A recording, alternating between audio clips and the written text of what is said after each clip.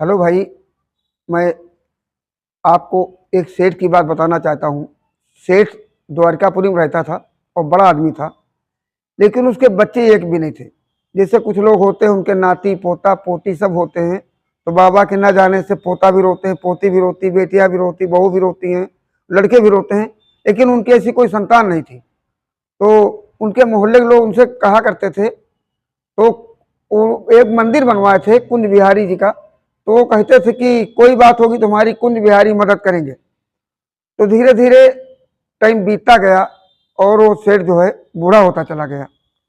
कुछ दिन की बात, एक दिन सेठ जी बीमार हुए। तो मोहल्ले वाले सोचे कि देखो इनकी इलाज कौन करवाता है। तो आए पूछे कि सेठ जी डॉक्टर को बुलवा दूं। उन्होंने कहा नहीं, ये सब कुंज बिहारी जी देखेंगे। अब ये जब वो गए बाहर, तब तक डॉक्टर बैठ चुके थे। डॉक्टर साहब ने दवाई दिया और सेठ जी ठीक हो गए। तो गांव वाले सोचे कोई आया नहीं, कोई गया नहीं, इसका मतलब इनकी आस्था कुंज बिहारी पे है, तो इनकी मदद करते हैं। इस बात पे वो सहमत रह करके हमेशा पूजा अर्चना करता रहा। कुछ दिन के बाद में फिर पूछे, सेठ जी अगर आप मरोगे तो आपका कंधा कौन देगा और आपकी मुखअग्नि कौन देगा? तो उन्होंने कहा कुंज बिहारी ही देंगे। उन्होंने कहा ठीक है। थोड़े दिन के बाद में वो सेठ खत्म हो गया और लाश द्वारे पड़ी थी।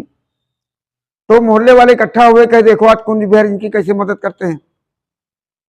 भगवान की ऐसी लीला हुई कि उनके अधीनस्थ और उनके हम सकल 10-12 लोग आ गए और उनकी अर्थी की पूरी तैयारी कर ली।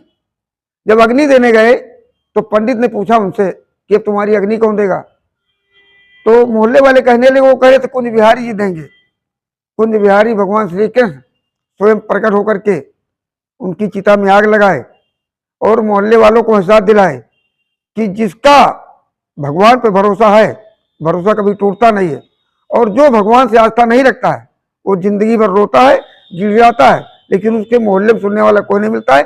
थैंक यू, धन्यवाद।